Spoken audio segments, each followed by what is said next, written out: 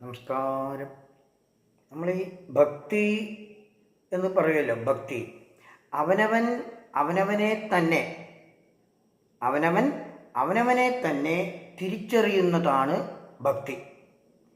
ഭക്തി എന്താണെന്നും ഭക്തൻ ആരാണെന്നും ഭക്തി എന്താണെന്നും ഭക്തൻ ആരാണെന്നും ഭക്തന് നല്ലവണ്ണം അറിയാം.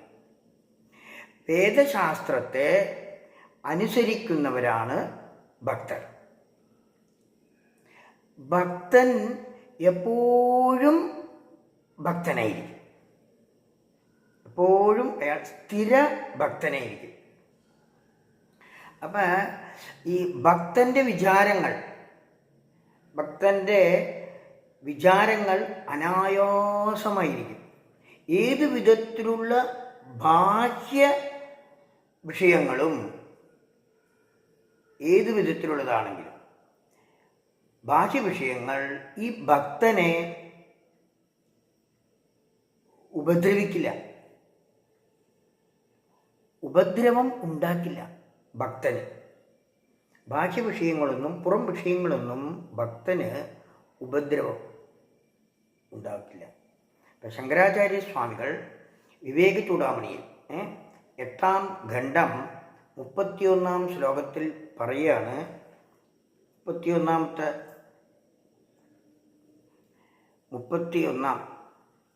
ശ്ലോകത്തിൽ പറയണു, മോക്ഷകാരണ സാമഗ്രിയാം ഭക്തിരേവ ഗരീയസി സ്വസ്വരൂപാനുസന്ധാനം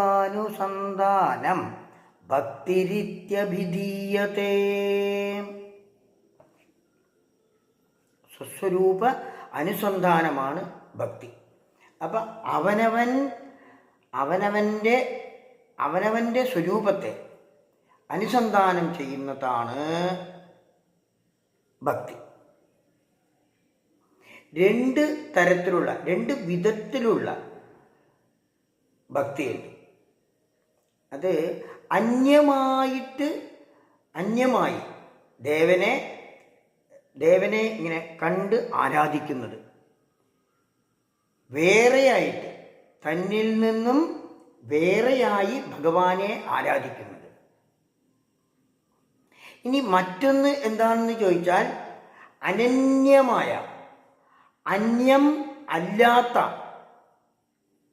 വേറെ അല്ലാത്ത,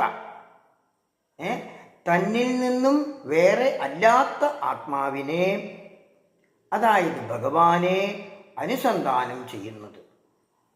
അപ്പം സ്വസ്വരൂപ അനുസന്ധാനം ഭക്തി. സ്വന്തം ശരീരം, മനസ്സ്, ബുദ്ധി, ഇതിനോടുള്ള സ്നേഹം, ഇതിനോടുള്ള ഈ ഒട്ടൽ അതൊന്നുമല്ല ഭക്തി. ആത്മാവിനെ ശരീരം, മനസ്സ്, ബുദ്ധി ഇവയിൽ നിന്നും വേർതിരിച്ച് സ്വരൂപത്തെ നന്നായി അറിയുന്നതാണ്. സ്വരൂപത്തെ നന്നായി തിരിച്ചറിയാൻ വേണ്ടിയുള്ള അതിതീവ്രമായ ശ്രമം, അതാണ് ഭക്തി. ഇതിൽ നിന്നും പിരിച്ച് ആത്മാവിനെ, സ്വരൂപത്തിനെ അറിയണം. ഇതാണ് ഭക്തി. അപ്പം ഭക്തികളിൽ വെച്ച് ഏറ്റവും ശ്രേഷ്ഠം ജ്ഞാനഭക്തിയാണെന്നാണ് പറയുന്നത്. ജ്ഞാനഭക്തി. അപ്പം ഒരിക്കലും ക്ഷയിക്കാത്തത്, അല്ലേ? ഒരിക്കലും ക്ഷയിക്കാത്തതും എപ്പോഴും വളർന്നുകൊണ്ടിരിക്കുന്നതും, അല്ലേ? ഒരിക്കലും ക്ഷയിക്കാത്തതും എപ്പോഴും വളർന്നുകൊണ്ടിരിക്കുന്നതും ജ്ഞാനിയുടെ ഭക്തിയാണ്. ജ്ഞാനിയുടെ ഭക്തി മാർഗമാണ് അത്. അപ്പം ജ്ഞാനിക്ക് ഏറ്റവും പ്രിയം ഈശ്വരനും ഈശ്വരന് ഏറ്റവും പ്രിയം ജ്ഞാനിയുമാണ്. അല്ലേ? ഇപ്പം ഭഗവത്ഗീതയിൽ 12ാം അധ്യായത്തിൽ 14ാമത്തെ ശ്ലോകത്തിൽ ഭഗവാൻ പറയണു, സന്തുഷ്ട സതതം യോഗി യഥാത്മാ ദൃഢനിശ്ചയഃ മയ്യർപ്പിതമനോ ബുദ്ധിർ യോ മദ്ഭക്തഃ സമേ പ്രിയഃ. അപ്പം മയ്യർപ്പിത മനോബുദ്ധിർ, മനസ്സും ബുദ്ധിയും ഭഗവാനിൽ അർപ്പിച്ച് ഭഗവാനെ തന്നെ സദാ ആശ്രയിക്കണം. അങ്ങനെ ഭക്തിയുടെ കാര്യത്തിൽ ഈശ്വരൻ്റെ പ്രിയം നേടാൻ ശ്രമിക്കണം.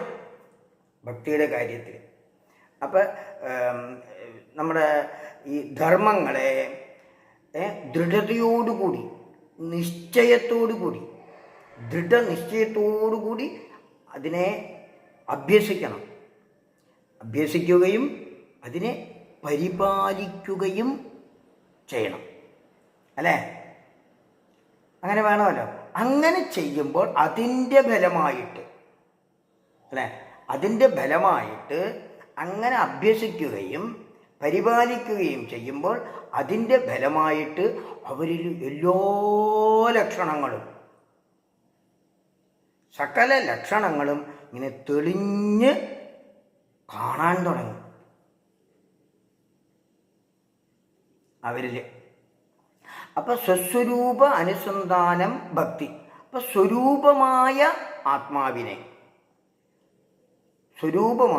അവനവൻ്റെ സ്വരൂപമായ ആത്മാവിൻ്റെ മഹിമയെ നിരന്തരം സ്മരിച്ച്, എപ്പോഴും അതിനെ സ്മരിച്ച് ഈശ്വരന് ഏറ്റവും പ്രിയപ്പെട്ട ഭക്തനായി മാറണം. ഇപ്പോൾ എങ്ങനെയുണ്ടോ അങ്ങനെ തന്നെയല്ല.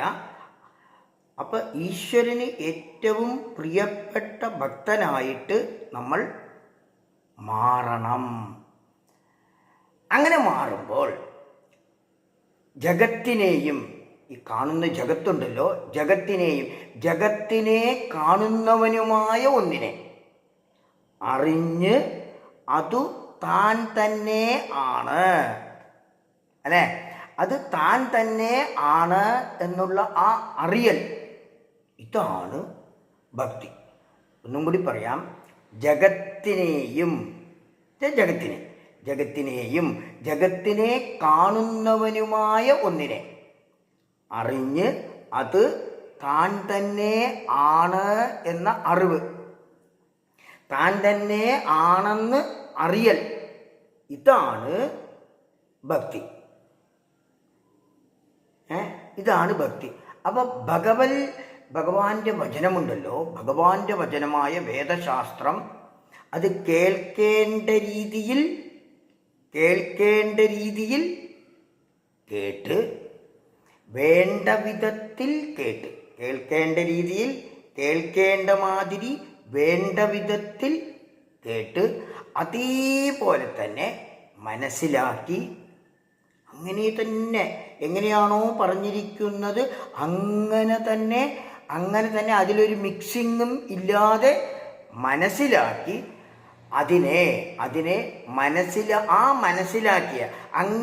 മനസ്സിലാക്കിയ ജ്ഞാനത്തിൽ നിത്യം നിൽക്കുന്നത് ഭക്തി. അങ്ങനെ നമ്മുടെ സ്വസ്വരൂപ അനുസന്ധാനം ഭക്തി. നമ്മുടെ സ്വരൂപത്തിനെ നിരന്തരം സ്മരിച്ച് സ്വരൂപമായി തീർന്ന് ഞാൻ ആ സ്വരൂപം തന്നെ ആണ് എന്ന് അറിഞ്ഞ് അത് തന്നെ ആയിട്ട് നിൽക്കുന്നതാണ് ഭക്തി. അങ്ങനെ അറിയാനുള്ള ഭാഗ്യം ഓരോരുത്തർക്കും ഉണ്ടാവട്ടെ എന്ന് പ്രാർത്ഥിക്കണം. ഓം ശാന്തി ശാന്തി ശാന്തി. ഹരി ഓം.